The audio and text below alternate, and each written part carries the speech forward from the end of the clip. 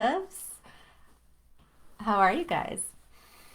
So I'm kind of considering this a little bit of an intervention because I've been hearing from quite a few of you, and this is common. So, if this is happening to you, please don't feel bad.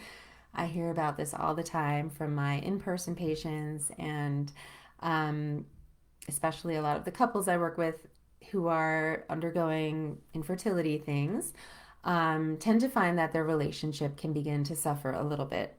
And the reality is that this is kind of one of those examples where, like, the energetic will affect the physical, and then the physical affects the energetic, and then it kind of becomes like a self perpetuating cycle that we can get stuck in. So, definitely would love to hear from you if you feel like your relationship has been suffering at all. Can you just give a little thumbs up or something? Although maybe that's more like a thumbs down. And if you happen to have any friends who are experiencing this, hopefully you can share this with them too, because it's important. It's really important. I know a few people who have kind of gone through the whole process of like IVF or IUI, or and their couple hasn't made it. I actually my son went to preschool with a woman who was raising her son herself because her partner left her after experiencing IVF. So, not to start with a negative, but just to really say that you're not alone if you're experiencing this. And there's a lot that we can do to support you. So, hi. Um, so, yeah. So, here's what I hear from people, um, which is that often when they start to undergo fertility stuff, they find that themselves, the female in the relationship, although this does tend to be like a male female thing, but I do have same sex couples who kind of experience the same thing because it is the energetic. And when I talk about this, I'll start to tell you how that can be. But so what they often find is that the woman often feels like she's the one who's like making all the appointments and finding things out and figuring out what supplements they should be doing, what supplements their partner should be taking, what teas he should be drinking. Um, she starts to feel like she has to kind of be on top of that. Otherwise, he's not doing it, whether he's like smoking weed or wearing tight things or whatever, drinking too much. So she starts to feel like she has to start to control that a little bit. Then when ovulation time comes around, she's tracking her cycle, she's peeing on a stick to see when she might be fertile. And then sex starts to become a little bit controlled as well. So that's what's happening on her end. And then what I've been hearing is that she starts to feel like on her partner's end, he might start getting a little bit resistant. And if you have a partner who's like totally on board and supportive and great, like that's amazing, but this is still good for you to hear because there is like an energy dynamic that tends to happen. So often then the partner will start to become a little bit resistant, will like not do the things that she's telling him to do and start to be like a little bit maybe bitchy about it or a little bit morose or a little bit sullen. So I'd be curious to hear from you guys, like how many of you are experiencing either end of that? Either that you're starting to feel like a little bit like a little controlled, or your partner might become a little bit withdrawn, or what I'm hearing often is that when it comes around time to have sex, even though you're ovulating and your LH surge is happening, some of you might feel like you're not really in the mood, you're just not feeling it. Yeah, people are confirming that this is their experience. So, the first thing I want to say is that we're just acknowledging and recognizing patterns here, and there should be no judgment. Like, this is just something you're all saying, like, yes, yes. Good. I mean, not good, but like it's common. And I want to take a step back. So, remember that, like, picture, that screenshot of what happens. And then let's think about some of the things that if you've been following my videos, I've been talking about this yin energy and yang energy all the time, right? So yin energy tends to be more receptive and like go with the flow, and it's all about things flowing and receiving. whereas yang energy tends to be more directive and outcome, oriented and penetrating. And so what I'm yeah. Yeah, I hear you. Someone just said, I'm doing everything, and when it comes to my husband to do his small, tiny part, he won't do it. Yeah, so that's exactly what I'm talking about. We start being like, you got to do this, this, this, and they start being like, no. So, all right, you guys hear the yin and the yang, and I often talk about that. And in this instance, I'm talking about them kind of gendered, um, but they're not gendered. And this is where it gets a little bit complicated, and I don't want to go off on that topic. But for right now, I'm talking about that for pregnancy to occur, women tend to need to be more in this yin, and men tend to need to be more in this yang. And we think about them as almost like sides of a magnet. So I start to talk about polarity a lot. When you have two opposite sides of the magnet, they get attracted to each other, and then that spark of energy is created, right? And that could be like conception occurs. We're really attracted. We have yin energy, we have yang energy, boom, right? So, what tends to happen in this scenario is that think about what happens when we have like two of the same sides of the magnet, of the battery, right? Or the magnet. They just will actually repulse each other. So, what happens in that scenario that I was talking about is that the female usually will start to become like really controlled about everything. She's stressed, she's anxious, and I get it. There's no fault, it's just like this is happening. We tend to start to feel like we have to control everything to make things happen. And this is a very like controlling yang energy. But it's not like a positive kind of representation of the yang. It's actually like more of a negative expression of the yang. So we start to become more yang, and then in response to that, our partner who wants to be in his yang feels a little bit repulsed by that, and then starts to go into this like more negative yin, like passive, whiny. It's not like a positive expression of the yin if it's more negative expression of the yin.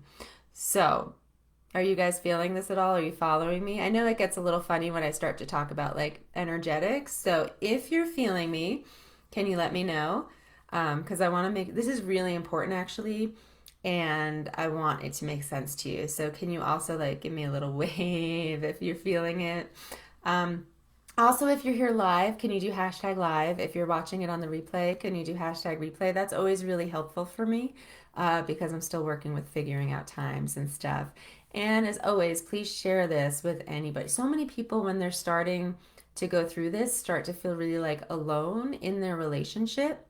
So hopefully you'll share this with a friend who might be going through something similar. I don't want you to feel alone.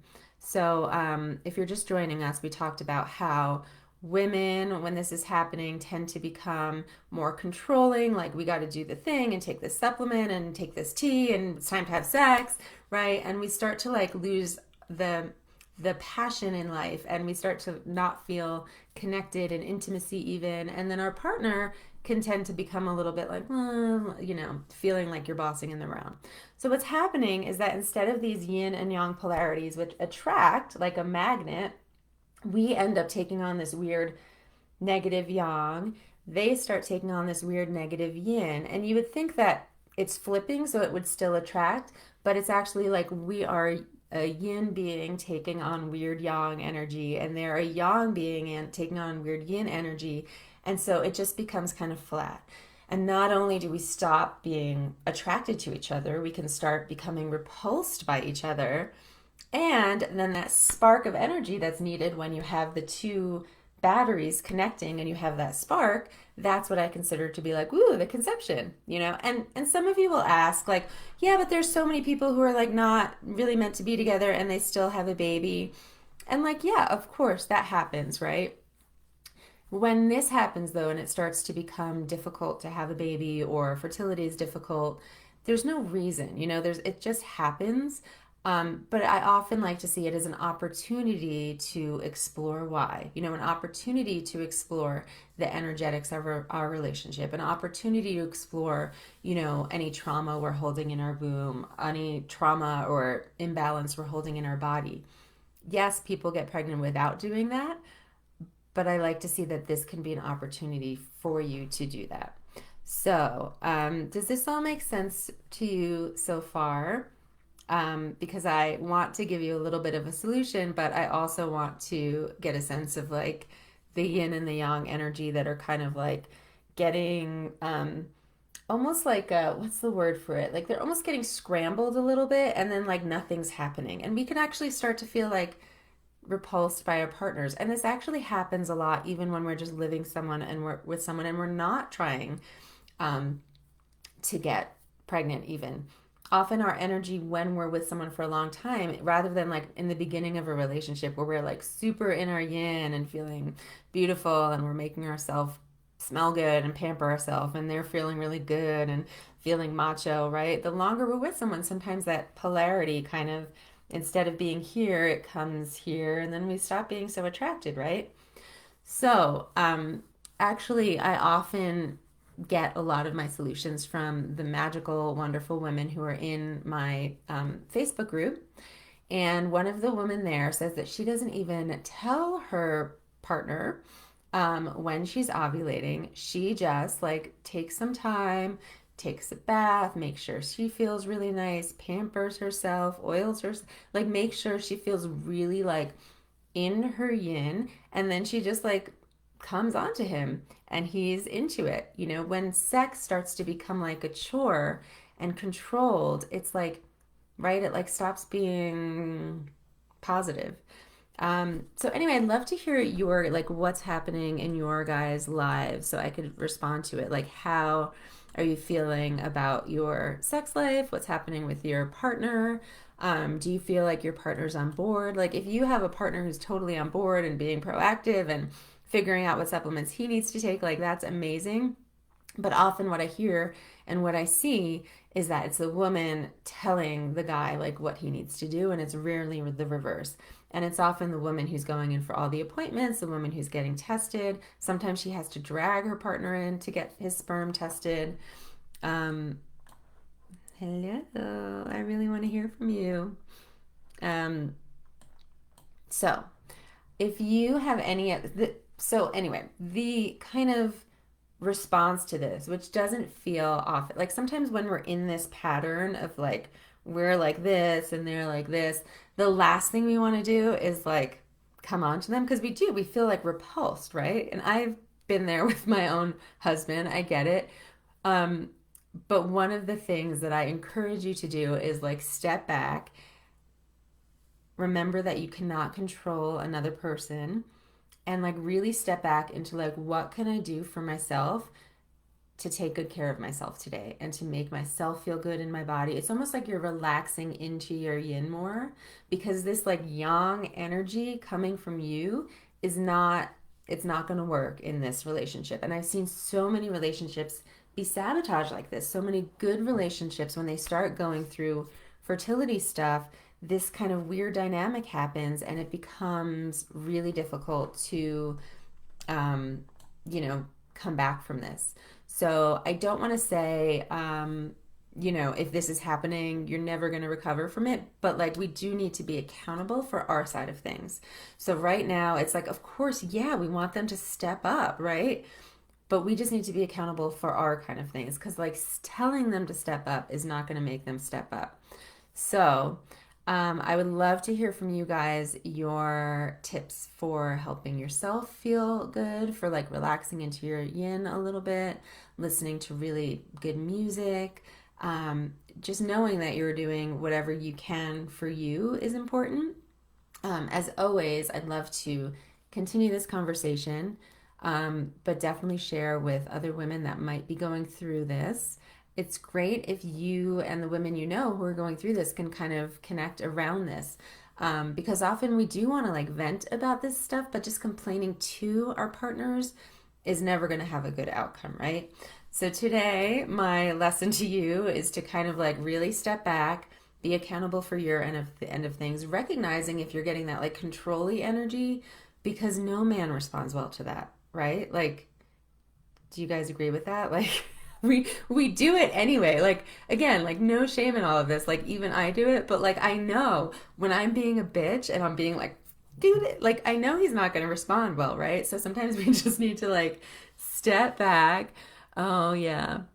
Um, Nature walks. Yes, Trisha, that's so good. Yeah, nature walk. Getting into yin, like I always say, like getting out in nature, getting into water, taking a bath, dancing, moving, like getting into your body is such a good way to get out of our headspace. And when we're in our headspace, that's when we tend to get like super yang, aggressive energy, and our partners are not going to respond to that.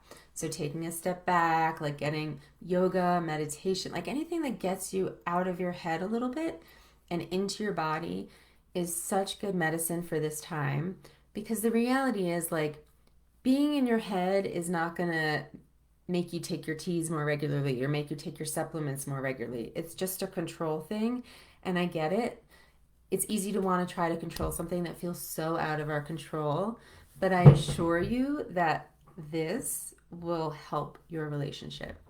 So that's all the time I have for today. That was just an important little tidbit because I started to get like messages from so many of you that your relationships are really suffering and your partner's not doing his share and you're feeling like that's unfair and you're doing everything. And I feel you and it's common. So just know that we cannot control what someone else is doing. And the only thing we can do is control how we are responding to a situation. And that comes with like releasing control a little bit. So hopefully you guys got something out of this. I know it was brief, but I felt like it was important and I didn't want to not talk about it. So go over that yin yang energy. The more you can fall back into your yin, the more that your partner, and this is the same for same sex relationships, like we have yin and yang within us, and they need to be in balance within us for that to be in balance in our relationship. And this is where it gets kind of like intense. And when I work with couples one on one, like I get more into like the how is the yin and yang balanced in your body, like in yourself, and often that has to do with how our parents were relating to each other, and so how we relate. It gets complicated. So I'm not going to go there. I just started to, but I'm like, nope. Anyway, so hopefully this was helpful a little bit. If you are feeling like you're struggling in your relationship a little bit, you are not alone. Please find some friends to talk to. I don't want you to feel alone. And I hope that this doesn't come across as like you're doing something wrong. Never, never, never, and never not want that to be what comes across. Just that we need to be accountable for how we are responding. So, just an opportunity to explore and look at ourselves. As always, share this with a friend who might benefit from it. And if this time works for you, can you just do a little hashtag live so I know that you were able to be here? And if a different time works better, can you do hashtag replay and then maybe let me know what time or day would work for you? And as always, I so appreciate you joining me, and I look forward to seeing you again soon. Bye.